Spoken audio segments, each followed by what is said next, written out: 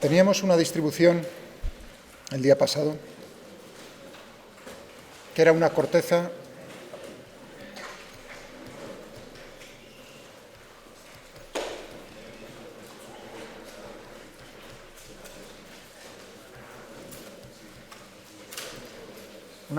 esférica de carga uniforme, radio R, carga total, Q. ¿De acuerdo? Y nos pedían hallar en primer lugar la fuerza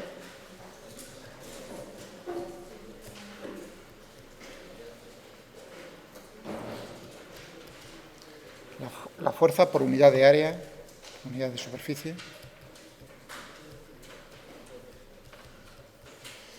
que están ejerciendo unas cargas sobre las otras. Naturalmente hay una repulsión, da igual que sean cargas positivas, o Q positivo o Q negativo, todo el mundo está viendo que unas cargas sobre otras ejercen una repulsión, ¿de acuerdo? Entonces lo que queremos es determinar cuál es la fuerza por unidad de área que se está ejerciendo en cada uno de los puntos de esa corteza. En todos los puntos hay simetría en todos los puntos de la superficie de la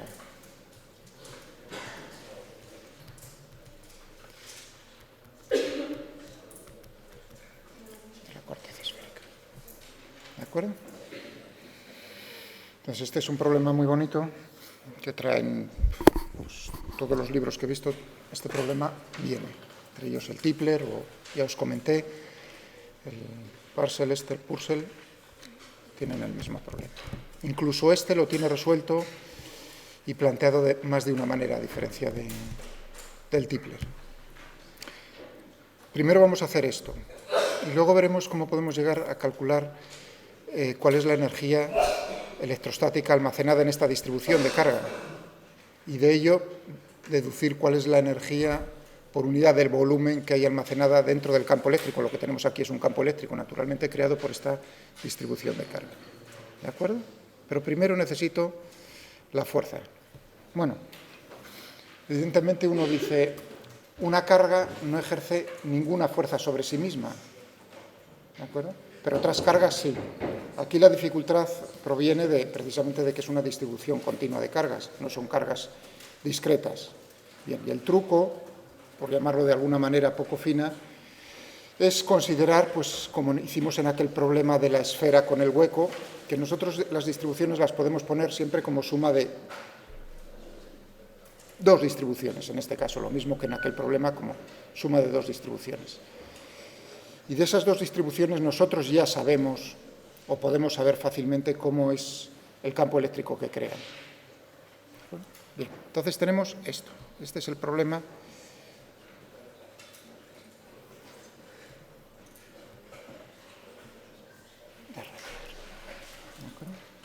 Nos están preguntando la fuerza por unidad de área, es decir, que si yo estoy considerando aquí un trocito de la superficie de esa corteza donde tengo naturalmente carga, el resto está ejerciendo una fuerza sobre este elemento de carga infinitesimal. Bueno, ahora he añadido lo de infinitesimal. ¿De acuerdo? Ella sobre sí misma no está ejerciendo ninguna fuerza. Es decir, que lo único que tengo es que considerar cuál es el efecto que tiene el resto de la carga sobre este elemento de carga. ¿Cuál es la fuerza?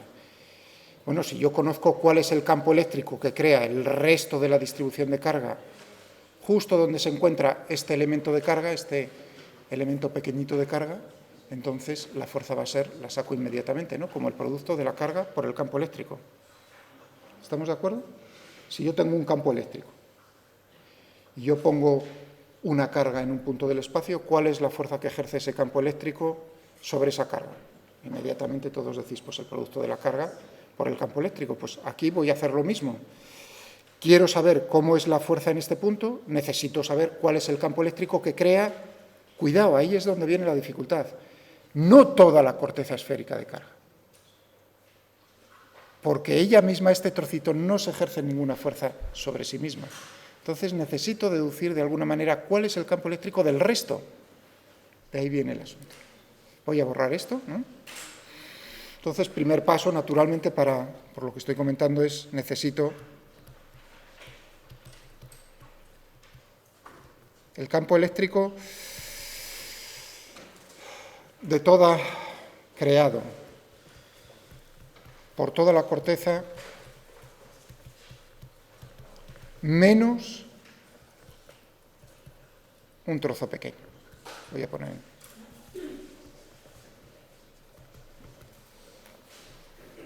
¿De acuerdo?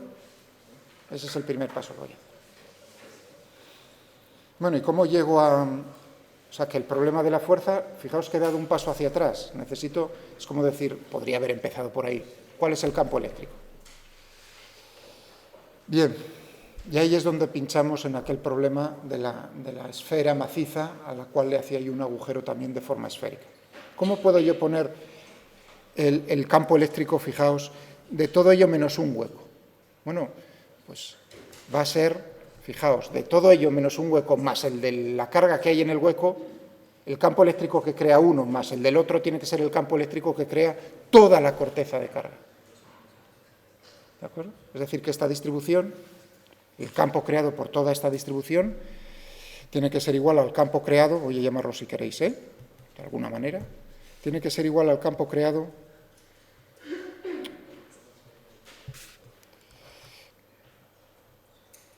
tengo que poner un poco más abajo aquí,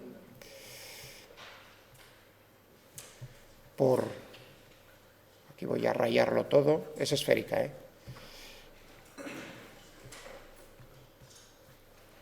por toda esta distribución, menos el trocito ese, ya veis que no he rayado ese trozo, más, este le puedo llamar E1, si queréis, más el campo eléctrico que crea este trocito. Y este puedo llamarlo eso, ¿no? ¿Es eso cierto? Sí. Si yo cojo las dos distribuciones y las sumo, lo que tengo es lo de la izquierda, por lo tanto el campo eléctrico de eso más el del otro tiene que ser...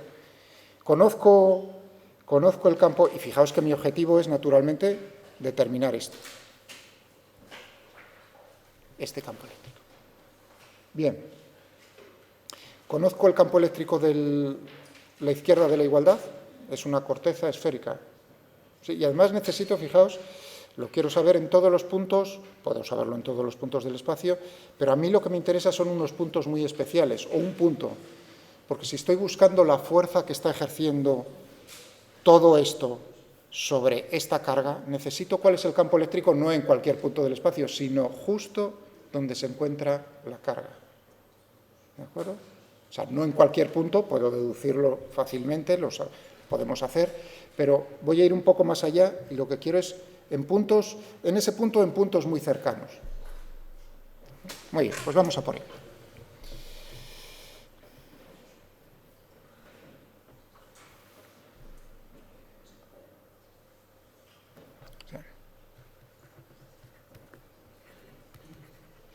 Eléctrico en puntos muy cercanos a la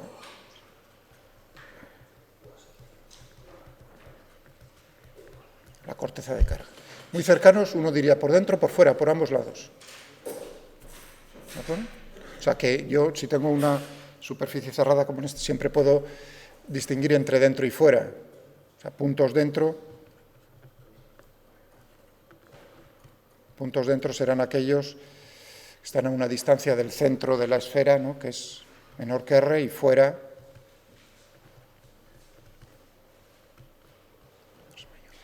pero estoy en puntos muy cercanos, eso significa que R es aproximadamente R.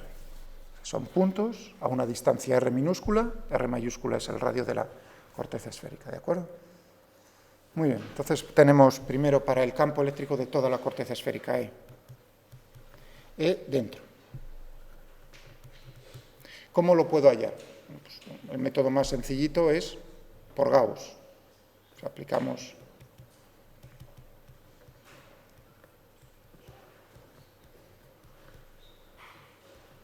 o podríamos hacerlo por integración, pero esto es lo más sencillo. Entonces, para puntos dentro, tiene mucha simetría, tiene la mayor simetría esférica, cojo una superficie imaginaria gaussiana de forma esférica, centrada en el mismo punto, en el centro de la corteza esférica, ¿de acuerdo? Y miro que el flujo de ese campo eléctrico tiene que ser proporcional a la carga encerrada dentro, que es 0. Por lo tanto, el campo dentro es 0. Rápidamente. Fijaos que es una corteza, unas superficies de carga, no es una esfera maciza. Y ahora me queda E fuera.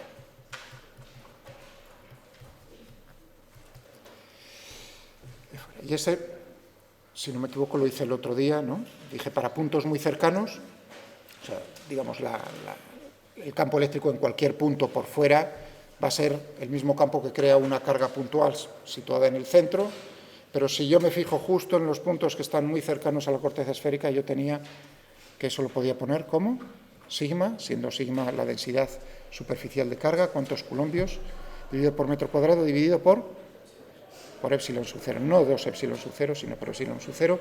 Y recordad que el día pasado lo que os mostré es que teníamos, o sea, que en este ejemplo se cumplía la discontinuidad, el salto ese sigma dividido por epsilon sub 0 que siempre tenemos en distribuciones superficiales de carga.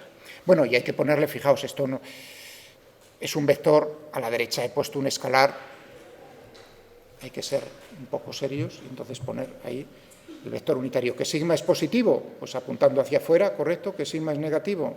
Ningún problema, está apuntando hacia adentro. ¿De acuerdo? ¿Hasta ahí?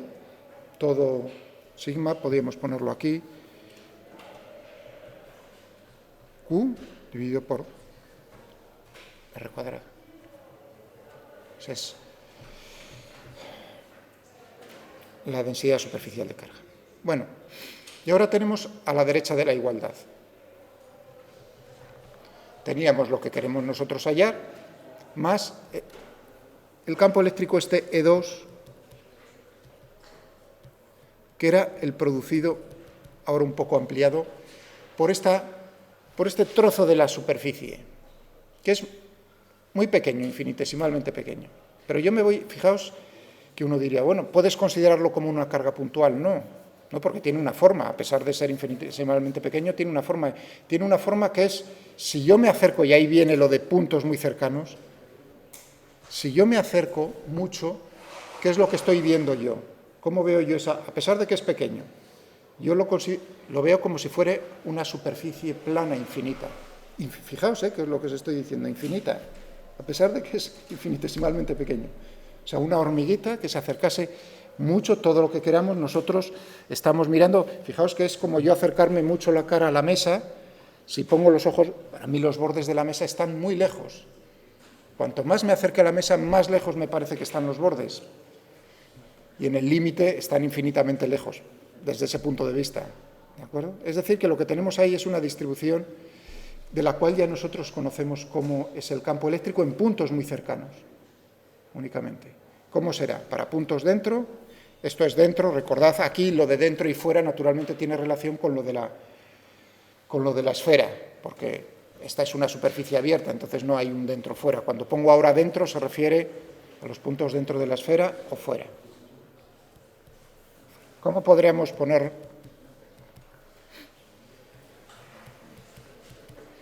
dentro y E2 fuera? A ver, ¿cuál es el campo eléctrico que crea una superficie, un plano infinito y uniforme de carga eléctrica? Ambos lados. Sigma dividido por 2 epsilon sub 0. Uno apuntando en un sentido y el otro apuntando en el otro. Es decir, que tendremos sigma aquí con un signo menos por R, porque dentro está apuntando. Fijaos que uno dice, si sigma es positivo, ¿no? Tiene que estar el vector campo eléctrico apuntando hacia el origen, hacia el centro de la esfera, correcto. Si la carga es negativa, lo contrario, correcto. Y para los puntos fuera, pues tenemos lo mismo, salvo el signo. No sé si nos sucede. Lo mismo, o sea que esto es general, no me estoy refiriendo a que la carga sea positiva o negativa. En ambos casos tengo la misma expresión. ¿Estamos de acuerdo? Muy bien, y hay una discontinuidad aquí. Lo mismo que tenemos aquí, son dos distribuciones superficiales de carga. Y a partir de estas dos, lo que vamos a hallar es, naturalmente, lo que a nosotros nos interesa, que es E sub 1. Uno diría restando, sí, efectivamente, restando. Pero antes de nada, ¿vosotros qué creéis que nos va a pasar? Va a haber una... Fijaos, en el agujero que le hemos hecho, que hemos taladrado en la corteza esférica, en esos puntos, al pasar de dentro hacia afuera, entre comillas, ¿va a haber una discontinuidad en el campo eléctrico? Repito la pregunta. Fijaos, ¿qué creéis que debemos esperar? Yo he taladrado un agujero, ¿no? Estoy mirando cómo es el campo eléctrico en esos puntos. Donde he hecho el agujero, ¿creéis que voy a tener una discontinuidad al ver cómo es el campo eléctrico en la parte dentro de lo que sería la corteza esférica cuando paso hacia afuera de la corteza esférica?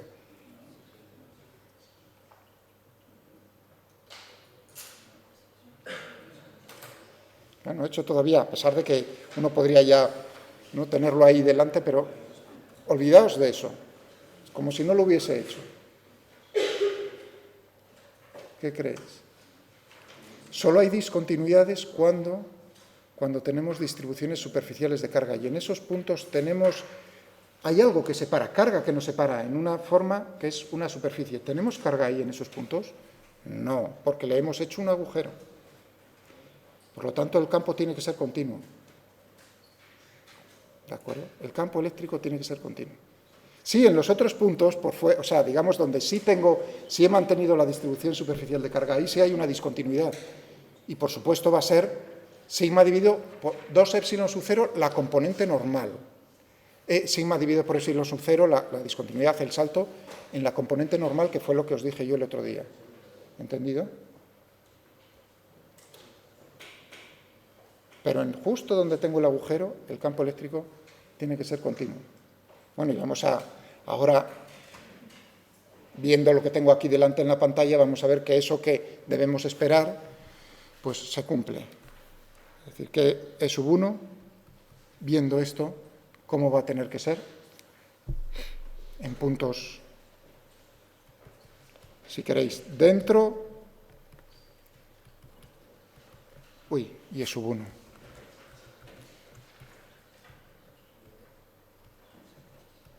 Y E sub 1 fuera, ¿cómo es lo que tendremos?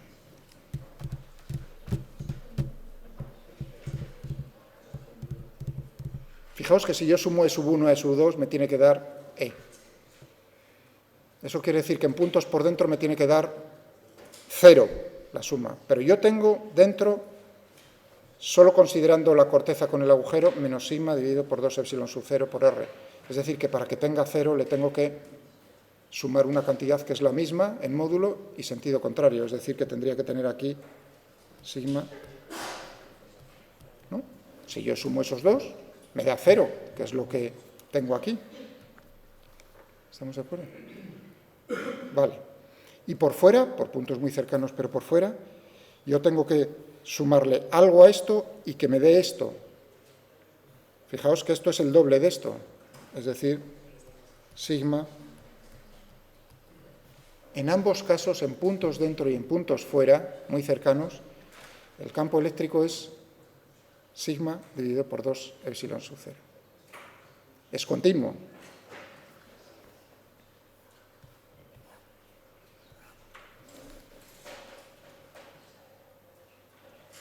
Fijaos que aquí tengo más y más.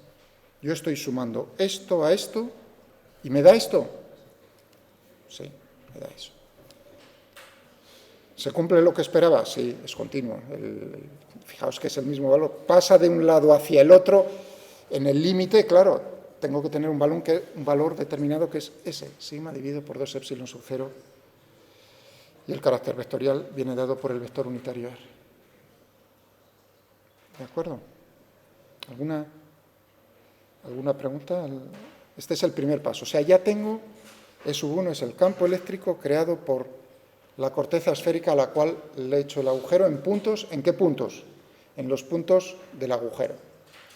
Justo es lo que yo necesito para saber cuál es la fuerza que ejerce todo eso sobre el tapón que le voy a meter yo ahora, que es la distribución, ese trocito de distribución de carga.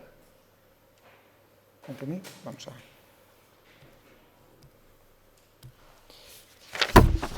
Vamos a ponernos por aquí.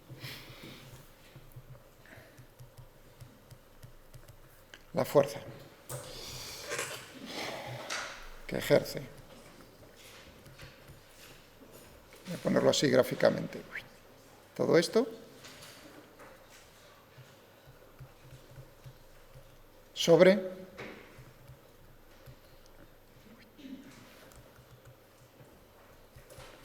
todo esto. Esto tiene una carga diferencial de Q, que va a ser, ¿cuánta carga tengo ahí? Sigma por el diferencial de área. ¿De acuerdo? Entonces, la fuerza, naturalmente, al ser una carga infinitesimal, la fuerza es infinitesimal. Es decir, que tendré aquí una fuerza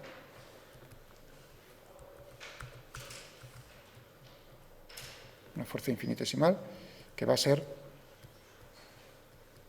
fijaos que ya le pongo la notación que estaba utilizando.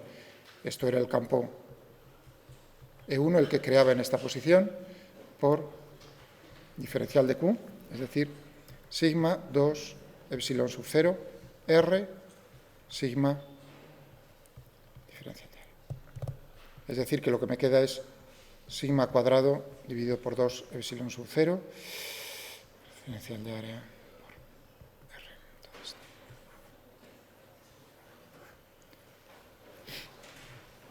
¿De acuerdo? Si nos están preguntando cuál es la fuerza por unidad de área, lo que nos están preguntando es por la presión que se está ejerciendo. O sea, hay una presión ahí, es como un globo hinchado, digamos, no tenemos aire dentro. Son las fuerzas electrostáticas de repulsión entre unas y otras las que están ahí. Naturalmente eso no se expande porque esas cargas tiene que haber otras fuerzas que mantengan esa distribución de alguna manera. ¿De acuerdo? Pero nosotros tenemos, entonces, bueno, la presión, que es lo que nos preguntaban, la fuerza.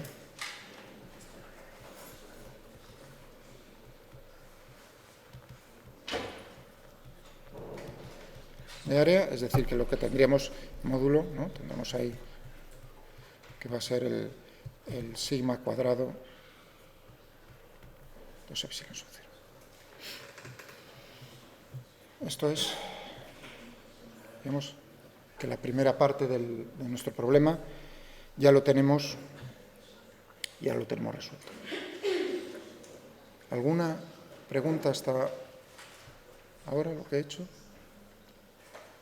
O sea, el siguiente paso en el problema es decir, bueno, vamos a intentar calcular cuál es la energía potencial electrostática. Fijaos que tenemos fuerzas electrostáticas. ¿Cuál es la energía potencial electrostática asociada a esta distribución? Nuestro objetivo ahora es, segundo paso, segunda pregunta, hallar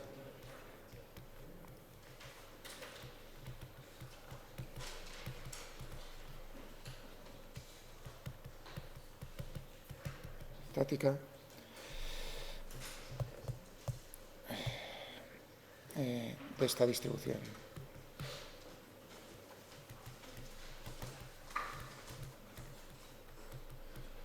Que es la corteza.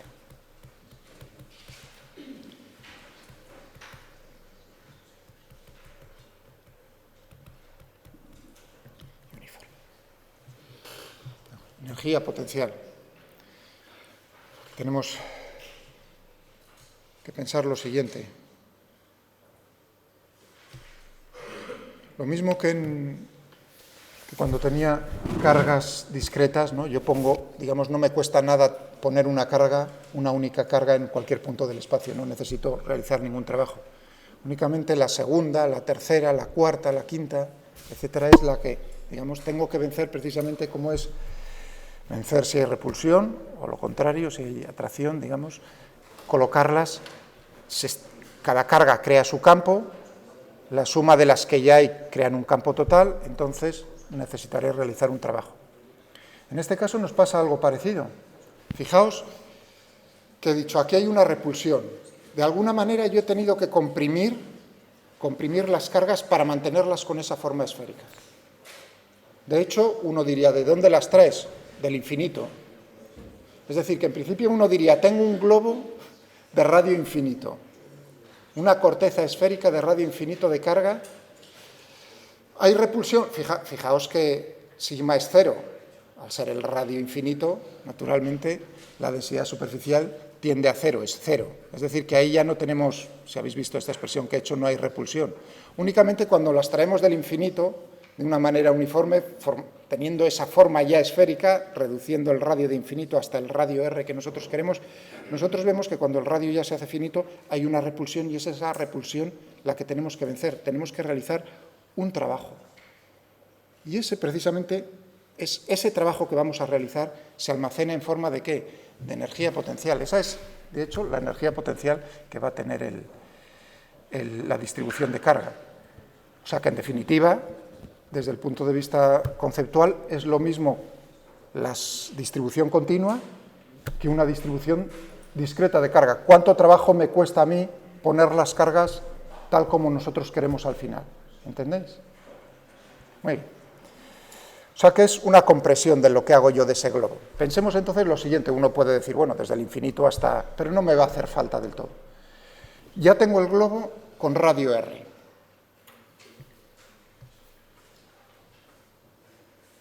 O sea que fijaos, es el trabajo, voy a ver el trabajo. Esto es el radio R. ¿No? Y yo quiero comprimirlo un poco. Es decir, que necesito una... de manera uniforme, vamos a ver si esto... Más o menos. ¿No? Lo estoy comprimiendo un diferencial de R, muy pequeñito. ¿No? O sea que estoy haciendo más pequeño todo ello.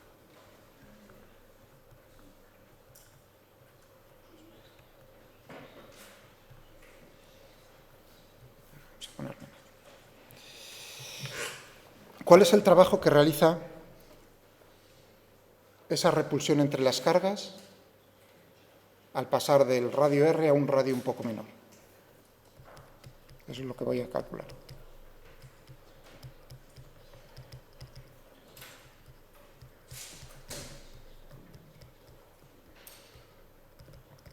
Repulsión al pasar, al comprimir todo un diferencial de R. Hombre, al ser una distancia infinitesimal va a ser un trabajo infinitesimal, ¿no? Trabajo infinitesimal. Fijaos que es la fuerza de repulsión, no la fuerza que voy a realizar yo. Entonces, ¿cuál es la relación entre esa fuerza y la energía potencial asociada? Más bien a las variaciones.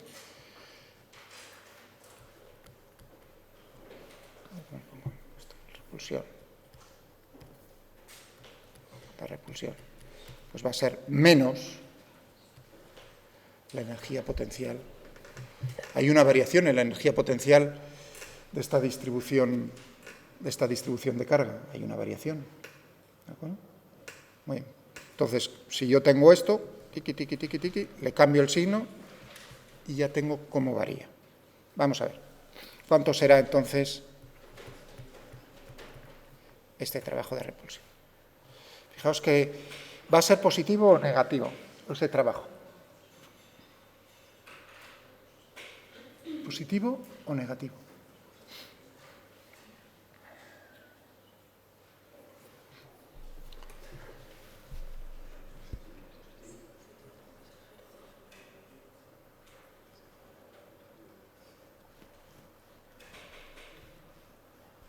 No, fijaos que las fuerzas en cada uno de los puntos, por eso estaba insistiendo en lo de repulsión, ¿no? O sea, ahora os estáis dando cuenta por qué necesito la primera parte para poder trabajarme esta segunda parte. Me da igual que la distribución sea de carga positiva o de carga negativa, hay una repulsión. Es decir, que la fuerza que está ejerciendo toda la corteza menos un trocito sobre ese trocito va según la flecha que estoy yo poniendo ahí. ¿De acuerdo? Pero yo estoy comprimiendo Es decir, que si yo estoy pensando en fuerza multiplicado escalarmente por desplazamiento, los dos vectores están formando un ángulo que son 180 grados. Es decir, que es un trabajo negativo.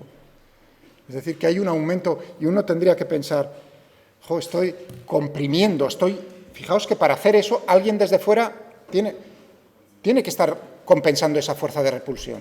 Claro, desde vuestro punto de vista estabais pensando en esa fuerza que está ejerciendo, por ejemplo, yo con la mano. Esa fuerza es positiva, naturalmente, y es esa fuerza positiva la que se refleja en el aumento positivo en la energía potencial electrostática de la distribución.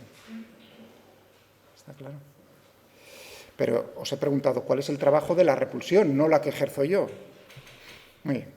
Entonces tendremos aquí menos sigma cuadrado, 2 epsilon sub 0, por... espera, un segundo, a ver por dónde estábamos. Ah, sí. Un segundo, tenemos aquí. Se había puesto, ¿no?, la expresión sigma cuadrado dividido por 2 epsilon sub 0, la puse, ¿no? Por el... Fijaos que es todo el área esférica. ¿Cuánto es el área esférica? 4pi r cuadrado. 4pi r al cuadrado. Y esto lo estoy comprimiendo un diferencial de R.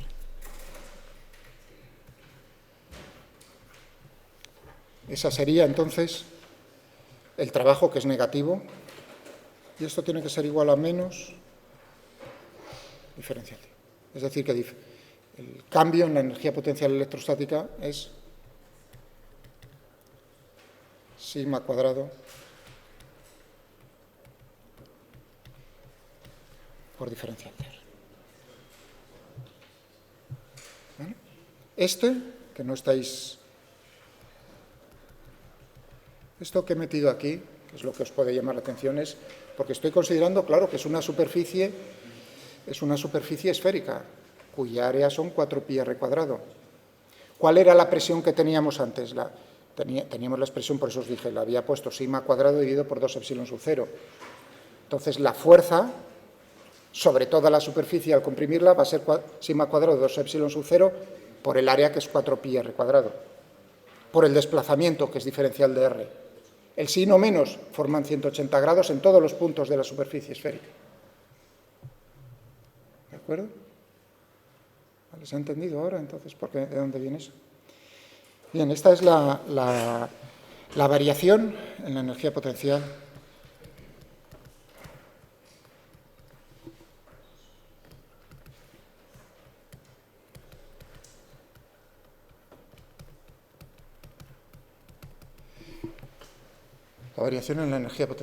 electrostática al pasar esa situación. Pero sí. Cuando tú lo comprimes, la densidad de carga también aumenta. Sí, infinitesimalmente está aumentando. Fijaos que es un diferencial de R pequeñito, o sea que el cambio es infinitesimal, por supuesto que está. Como que sigma depende también de R, claro. Parece que puse antes, ¿no? 4pi r al cuadrado. ¿Entiendes? Claro.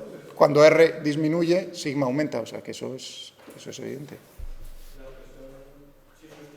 La presión también va aumentando, por supuesto, claro. Según vamos acercándonos, comprimiéndolo cada vez más, nos está costando más, porque la repulsión está aumentando. Muy bien.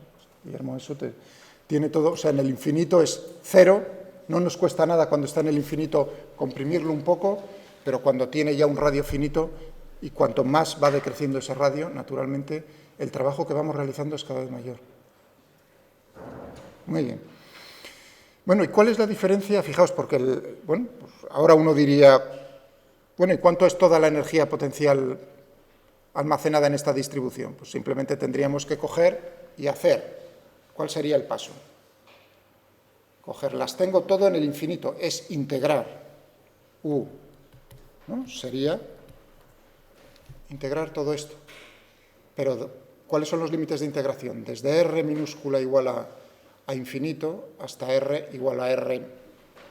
O sea, desde un radio infinito hasta un radio R, el que nosotros nos está diciendo el enunciado. Ese es el trabajo, el cambio en la energía potencial de traerlas desde el infinito y ponerlas en su sitio. ¿De acuerdo? No os preocupéis que eso viene justo un poco después de aquí, donde tengo el papel. Antes de eso, o sea, de hacer un problema, que es muy parecido a esto, lo que tenemos ahí, a lo que acabo de comentar, sí me interesa llamar la atención sobre lo siguiente. Nosotros podemos, ¿cuál es la diferencia? Podemos asociar esa variación en energía potencial, ¿no?, electrostática, al campo eléctrico de la distribución. ¿Cómo? Uno dice, bueno, realmente, ¿qué es lo que ha cambiado de antes cuando lo tenías con un determinado radio, ahora que lo tienes un poquitín más pequeño la esfera esa? El campo fuera no ha cambiado nada. El campo dentro, o sea, en esta zona, no ha cambiado nada en el sentido de que el diferencial de R es infinitesimal. El cambio es infinitesimal. No hay nada que... Dentro, aquí en esta zona, sigue siendo cero. Aquí el único cambio que hay es que ahora tenemos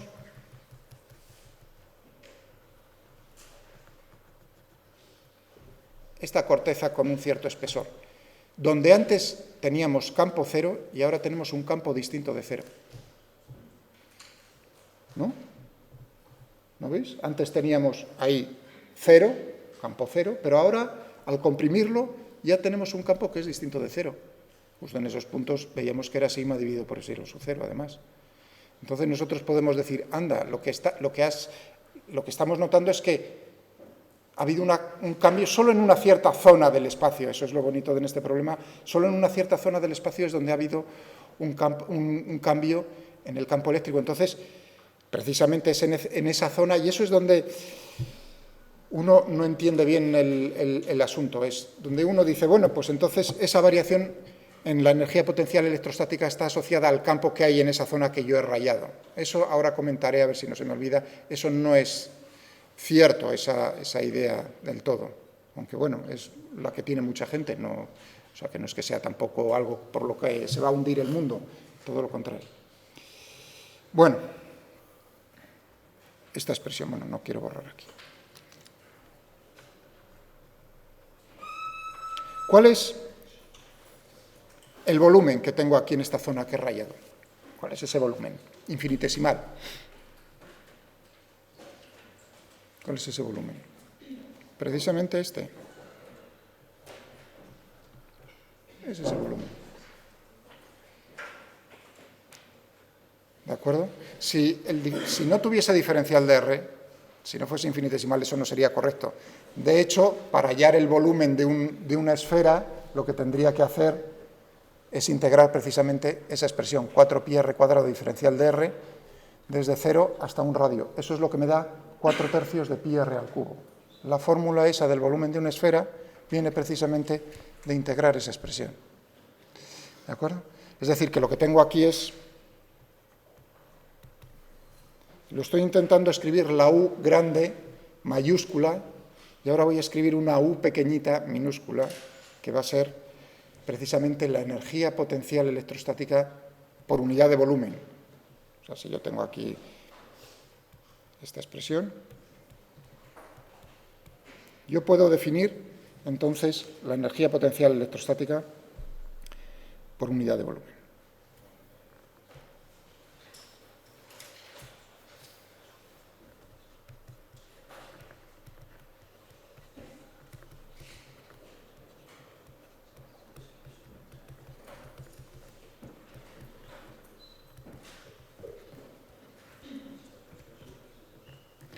De volumen del espacio donde he creado, fijaos entre comillas, donde he creado el campo eléctrico. Yo tenía una zona del espacio donde no tenía campo eléctrico y lo he creado al comprimir.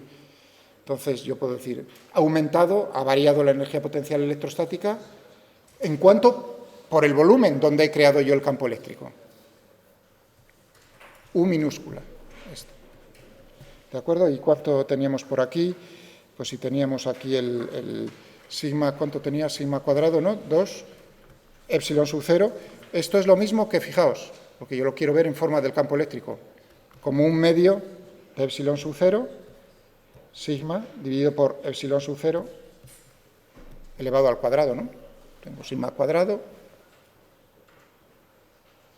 ¿Estamos de acuerdo? Esto es igual a esto. Pero ahora hay que fijarse en eso. Fijaos que he comprimido infinitesimalmente. Tenía campo cero, ahora tengo un campo distinto de cero en puntos que están muy cercanos a la corteza esférica. ¿El campo cuánto es? Sigma dividido por epsilon sub cero. O sea que este es el campo E, ahora en puntos fuera de la corteza la comprimida.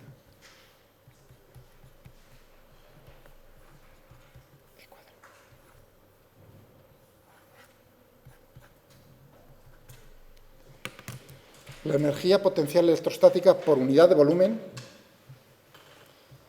es proporcional al cuadrado del campo eléctrico, en esa zona del espacio, en ese volumen del espacio. ¿De acuerdo? Esto, todos estáis pensando, bueno, esto es un ejemplo. Evidentemente, esto no es una demostración general, pero sí para cualquier, ahora ya sin demostrar, esto que hemos hallado con un problema, por eso lo he hecho así, yo creo que es más bonito con un problema y además que viene en los libros. Este resultado es general.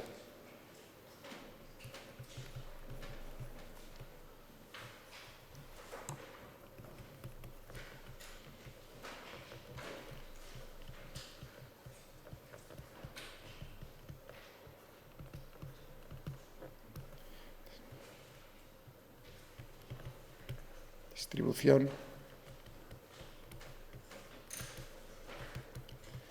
es general para cualquier distribución de carga eléctrica. ¿Entendido? Entonces ahí viene, vamos a ver, comentaba hace un momento,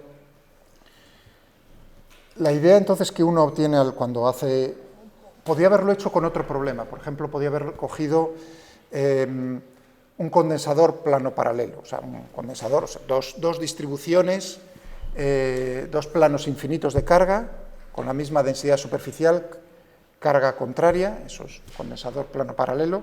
Entonces veríamos cuál es el campo eléctrico en todos los puntos del espacio, podríamos ver también cuál es la energía almacenada en el campo eléctrico, solo tendríamos justo en el sándwich, entre los dos planos, tendríamos un campo eléctrico y podríamos ver cuánto nos cuesta, qué trabajo tenemos que realizar para hacer esa distribución, o sea, una forma parecida a lo que he hecho yo aquí, y decir, bueno, pues lo divido por el volumen y veo cuál es entonces la energía potencial por unidad de volumen. Esa sería un problema. Y llegaríamos a la misma conclusión. ¿De acuerdo? Lo he hecho con esta diferente a lo que... Pero pensad, con eso os estoy diciendo, pensad como ejercicio, cómo sería si en vez de tener esta corteza esférica, tuviésemos la distribución que os acabo de comentar, que son dos planos infinitos, paralelos uno al otro, separados una distancia, la llamáis d. Entonces, ¿cuánto nos cuesta?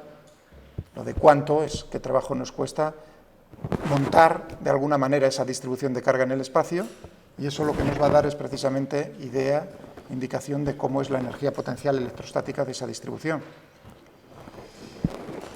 Vais a comprobar que el campo eléctrico es cero en casi todo el espacio, menos en la zona limitada entre los dos planos de carga. Cero, cero, solamente uno lo ve. Creo que eso se ve incluso sin necesidad de hacer nada en un papel. Bien, tiene uno el volumen. Sí, uno diría es un volumen infinito, pero no os preocupéis que sale bien. No, por unidad de volumen, y veréis que entonces nos sale el 1/2 de epsilon sub 0 por el cuadrado. Todavía más, este resultado que hemos obtenido para el campo eléctrico es también válido para el campo magnético, es decir, que la energía almacenada dentro de un campo magnético por unidad de volumen, es decir, cómo nos cuesta hacer en ese momento, ¿no?, crear una determinada distribución de corrientes, por así decirlo, de corrientes de carga, va a ser proporcional al cuadrado del campo magnético. Lo importante aquí es el cuadrado del campo eléctrico, va con el cuadrado del campo. Pero no había terminado de comentar lo que quería decir. El error, no me gusta la palabra error, es decir, la idea que se queda uno es que si yo tengo aquí un campo eléctrico en todo el espacio, fijaos en el aula, pensad de alguna manera, ¿no? De hecho tengo campos eléctricos, y yo digo, oye, y la pregunta es, ¿cuánto es la energía potencial, ¿no?, debida al campo eléctrico en un volumen pequeñito. Por ejemplo, donde está el bolígrafo, en el volumen del bolígrafo. Uno diría, bueno, pues nada, calculo, multiplico por el volumen y tengo la energía en ese volumen. Esa idea, si bien matemáticamente eso es correcto, no tendría... Esa no es la idea correcta. Porque solo podemos hablar de la energía potencial electrostática de toda la distribución, todo el espacio. ¿Cuánto nos ha costado? Lo único, nosotros matemáticamente estamos haciendo un truco de decir, pues dividimos por el volumen. Pero eso no tiene sentido decir que esa energía está almacenada en un determinado volumen del espacio. Sí tiene sentido decir que nos ha costado un determinado trabajo montar esa distribución de carga. Repartirlo y decir, bueno, todo ese trabajo, toda esa energía, ahora una parte está asociada con un volumen determinado, eso es lo que no es la idea exactamente correcta, es lo que os estoy intentando decir. ¿Entendéis? Vale. Pero bueno, ya digo que no es que sea un error, porque realmente si uno tiene esto y lo que le preguntan es cuánto es la energía electrostática, que es lo que voy a hacer yo ahora a continuación. Ahora viene, ¿no?, el decir, ¿cuál es la energía electrostática de una distribución determinada? Pues lo que me voy a coger es precisamente este resultado e integrar para todo el volumen. ¿De acuerdo? ¿Alguna pregunta?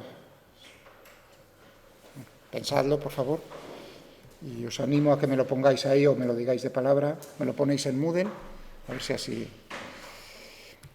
Bueno, problema, entonces.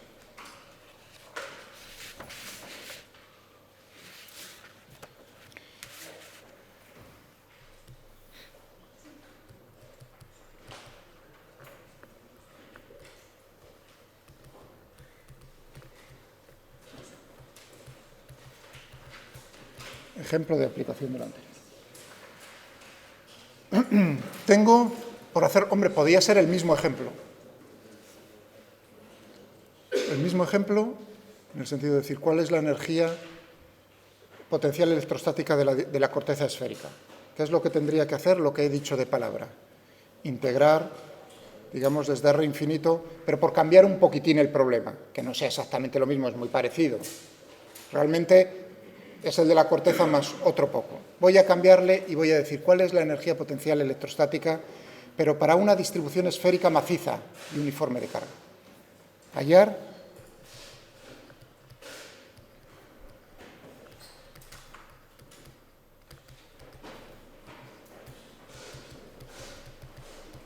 estática asociada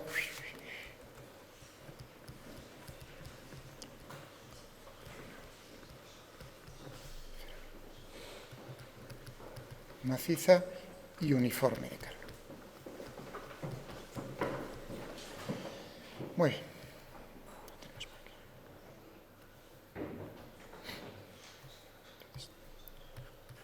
De radio R y carga Q. Lo mismo que antes, las mismas letras. Bueno, a ver qué hacemos.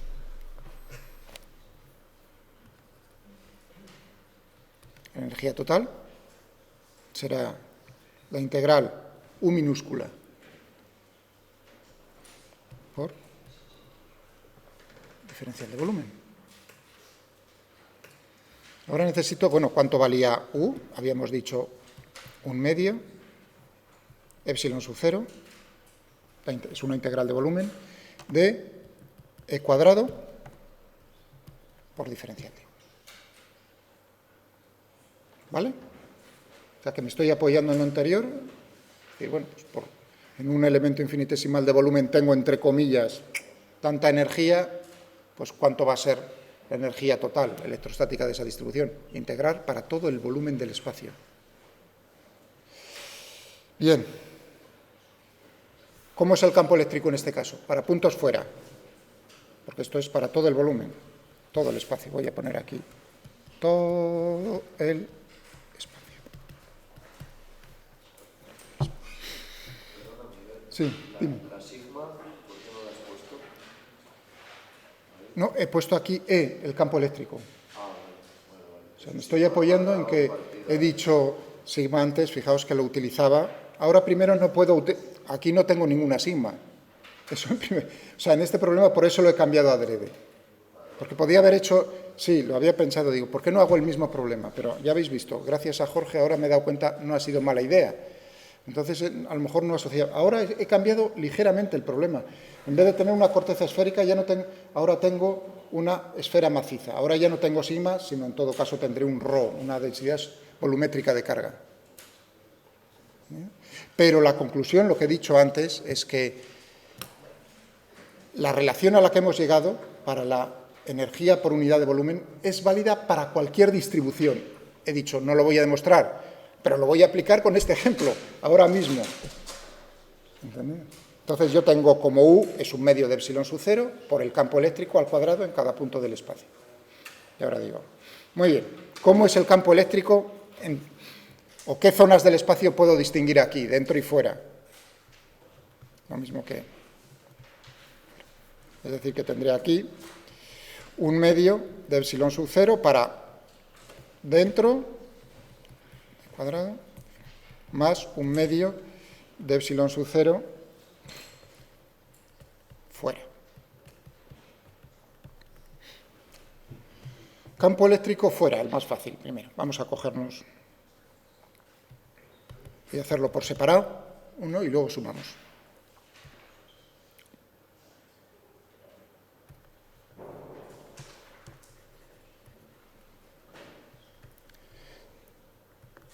Fijaos que esto que estoy poniendo, la energía potencial fuera, es el comentario que os hice, es una forma de denotarlo. O sea, eso de distinguirlo no es... No sé si habéis pillado lo que os intenté decir. No, si bien uno puede dividir por todo el volumen, es decir, no puede realmente el significado físico de decir, aquí en este volumen del espacio tengo esa energía, eso no es correcto. ¿Está claro? Yo siempre puedo tener una cantidad de algo, tengo un volumen, o sea, una cantidad que está distribuida en todo el espacio, tengo un volumen y lo divido, ¿vale? Nada me impide matemáticamente hacer eso. Pero decir que justo esa parte está circunscrita a ese volumen que yo he escogido al dividir, eso es lo que no es correcto físicamente, del todo. ¿Vale? Muy bien.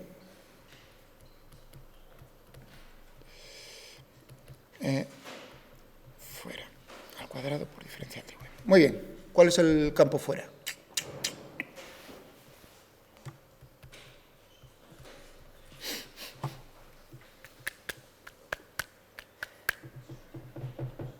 ¿Cuál es el campo fuera? Es como toda la carga situada en el...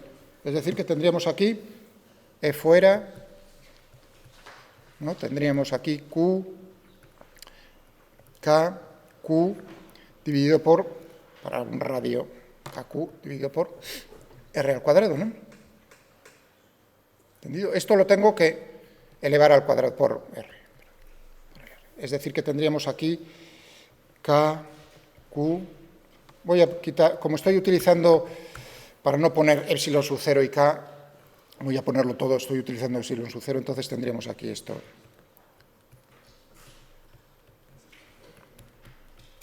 ¿No?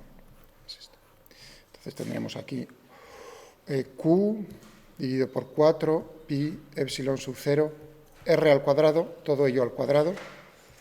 Y el volumen es un volumen infinitesimal. Tenemos simetría esférica, pues es el mismo volumen infinitesimal que he escogido antes, 4 pi R cuadrado por diferencial de R. Pues que esta es una integral de volumen de la cual ya mentalmente... O sea, es en 3 variables, ¿no? Estoy escogiendo coordenadas polares esféricas. Y ya directamente en la cabeza he hecho 2 de las integrales. Y el resultado es 4pi r cuadrado. En el ángulo θ y en el ángulo φ. ¿Por qué? Porque el campo no depende ni de θ ni de φ, solo depende de r. Y el resultado es 4pi r cuadrado. ¿Entendido? O sea que mentalmente ya he hecho 2. Si no, tenéis toda la razón, efectivamente esto es una triple integral. ¿Cómo lo...? A ver, rápidamente, ¿cuánto es el diferencial de volumen en coordenadas polares esféricas? ¿Lo veis ahora otra vez? Eso ya lo he preguntado, lo hemos visto. ¿Perdón? R seno de θ Has dicho, ¿no? R seno de tita.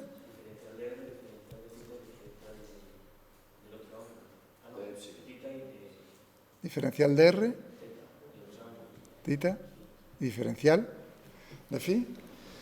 ¿Está bien todo eso? Muy bien. Estupendo. Efectivamente, entre los dos lo habéis sacado. R cuadrado, seno de tita, diferencial de R, diferencial de tita, diferencial de phi. Entonces aquí tendríamos todo esto, ¿no? Por la triple integral, límites de integración, tita desde 0 hasta pi, y phi desde 0 hasta 2pi.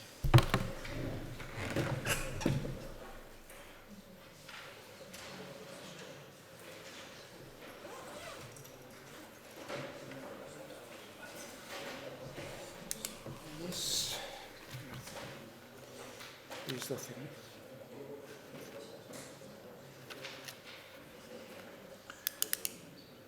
Siempre dudo.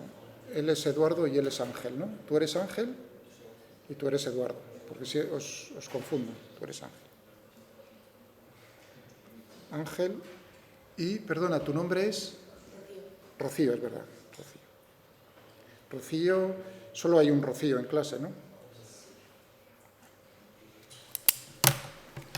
Que como tengo las fotos, yo creo que de ti tengo foto, ¿no? Me parece, en Moodle están las fotos, ¿no? Que hay alguno que falta.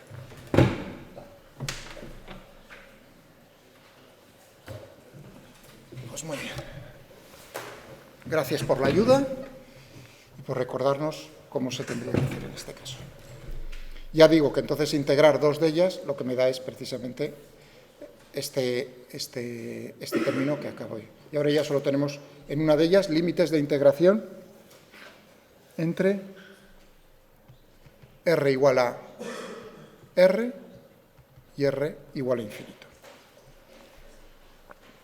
¿No? Ese es el volumen fuera. No puedo poner desde R igual a 0. Vamos a ponernos por aquí. Voy a borrar todo esto, así no me lío.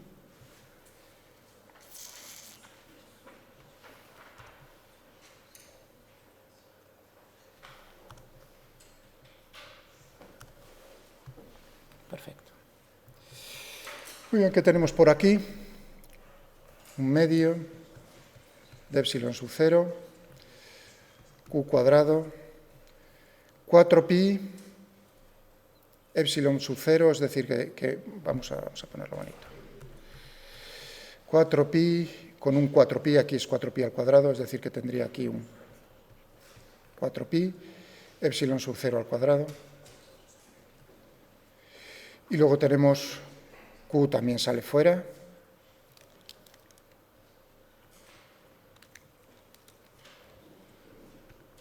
Q cuadrado, un 4pi se me va, epsilon sub 0 al cuadrado, R a la cuarta, es decir,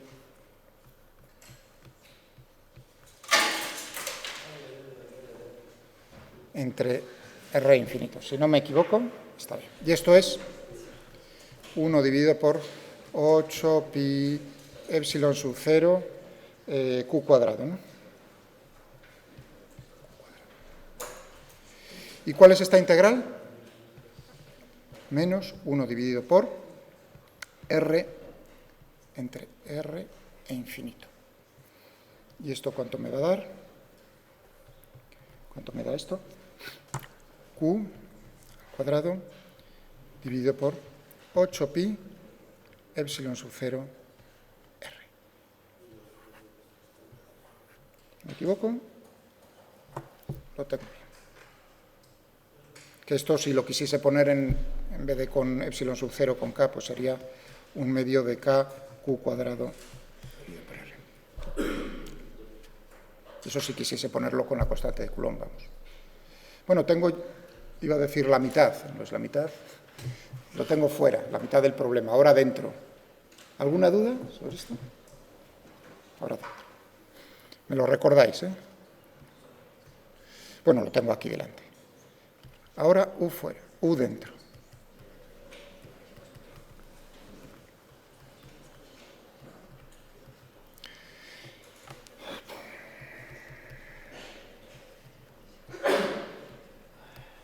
¿Cuánto vale E dentro?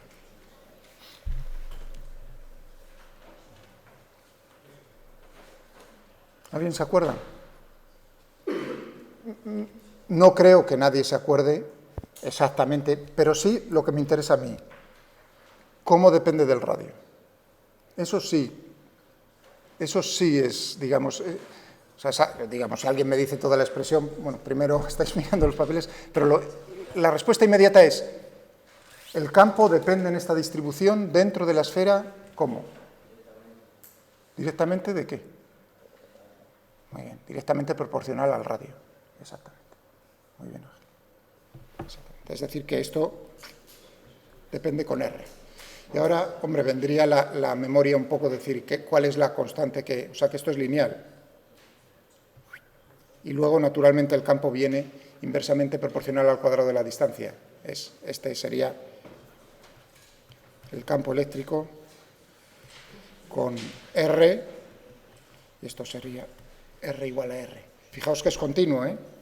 No es una corteza esférica, tiene que ser continuo. En distribuciones volumétricas el campo es continuo.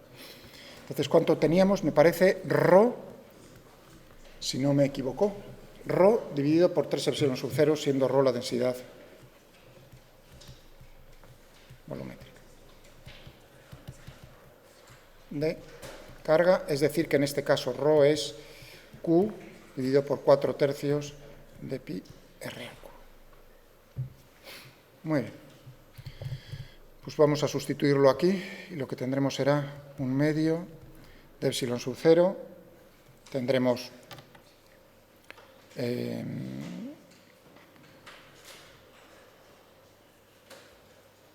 así. Vamos a sustituirlo aquí. Q dividido por 4/3 de pi. Cuidado aquí con R al cubo.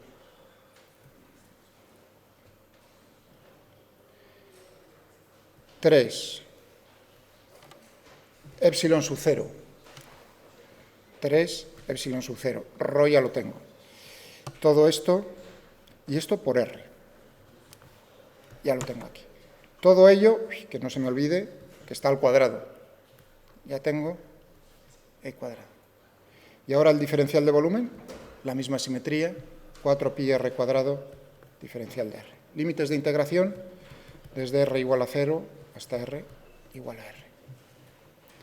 Entonces, si hacéis esto, ya ahora os pongo el resultado. Si, no lo tengo aquí delante. Bueno, pues lo tengo que hacer, no me queda más remedio.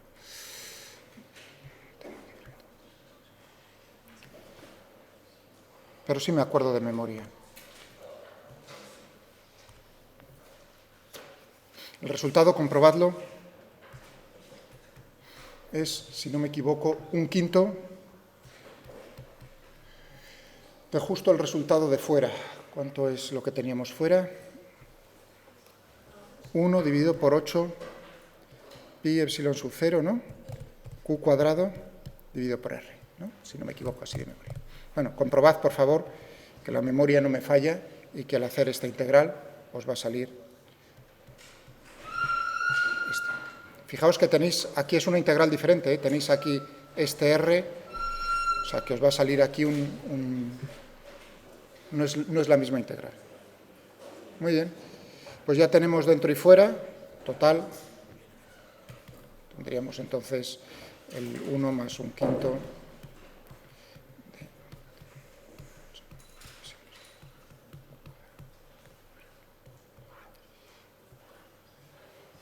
Esta es lo que nos cuesta hacer esa distribución.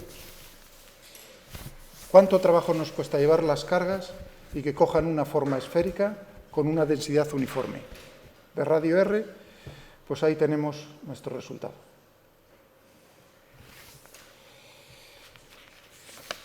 ¿Alguna pregunta?